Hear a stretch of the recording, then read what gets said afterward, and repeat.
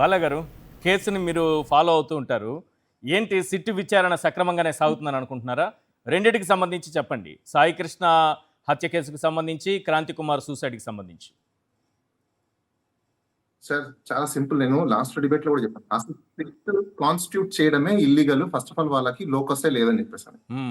Supreme court guide lines ప్రకారం కావచ్చు, CrPC, BNSS ప్రకారం 176 అనుకుంటాను. I think so. I discuss అసలు ఇలాంటి కస్టోడియల్ డెత్స్ కానీ లేకపోతే కస్టోడియల్ టార్చర్స్ కానీ ఏవైనా పోలీస్ వాళ్ళ మీద జరిగితే పోలీస్ వాళ్ళు స్టేట్ ఎంక్వైరీ చేయడానికి లేదు. ఎందుకంటే it is a crime against of state. Sir చెప్పండి. క్రైమ్ అగేన్స్ట్ ఆఫ్ స్టేట్ అయినప్పుడు స్టేటే క్రైమ్ చేసింది. ఇక్కడ జనరల్ గా పబ్లిక్ ప్రాసిక్యూటర్ ఎవరు పెడతారు? గవర్నమెంట్ పెడుతుంది. ఎందుకు? ఏదైనా అఫెన్సెస్ కానీ ఇట్లాంటివి జరిగితే స్టేట్ అగేన్స్ట్ కాబట్టి గవర్నమెంట్ అపాయింట్ చేస్తుంది. అవునా? అవును. ఇక్కడ ఇప్పుడు ముద్దాయిలు ఎవరు? స్టేట్, రాష్ట్రం ఇక్కడ ముద్దాయి. రాష్ట్రాన్ని కేసులో ఓన్ కేసుని వాళ్ళు ఎట్లా వాదించుకోగలుగుతారు? ఓన్ కేసుని వాళ్ళు ఎట్లా జడ్జ్ చేస్తారు? ఓన్ కేసుని వాళ్ళు ఎట్లా ఇన్వెస్టిగేట్ చేస్తారు? ఒక డాక్టరీన్ ఉంది. ఇది ఆ డాక్టరీన్ ప్రకారము వీళ్ళు ఓన్ కేసుని వాళ్ళు చేయడానికి లేదు.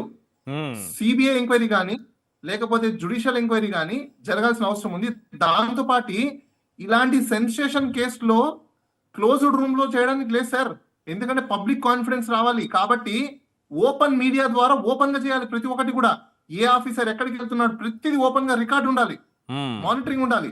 అసలు కాన్స్టిట్యూట్ చేసిన ఎఫ్ఐఆర్ కట్టిన వ్యక్తి ఎవరైతే ఉన్నారో ఇప్పుడు సిపిఎం ముద్దాయి దీంట్లో, ఆయన ఎట్లా ఎఫ్ఐఆర్ కడతాడు? అసలు ఈ ఎఫ్ఐఆర్ ఎట్లా నిలబడుతుంది? ఫస్ట్ ఆఫ్ ఆల్ డిఫెన్స్ లోకి తీసుకున్నప్పుడు ఎందుకంటున్నానంటే సిఆర్పిసి, బిఎన్ఎస్ఎస్ ప్రకారము ఒక స్టేట్ క్రిమినల్ గా మారినప్పుడు, అంటే రాష్ట్రం క్రిమినల్ గా మారినప్పుడు గవర్నర్ ఇమీడియట్లీ రాష్ట్రపతి పాలన విధించాలి. ఆయన ఇప్పుడు దాకా ఎందుకు విధించలేదు? ఏం చేస్తున్నారు ఆయన? నా స్ట్రైట్ క్వశ్చన్. ఎందుకంటే ఆయన సుప్రీంకోర్టులో రిటైర్డ్ అయిన ఒక జడ్జ్, ఆయన చాలా క్లియర్ గా తెలుసు.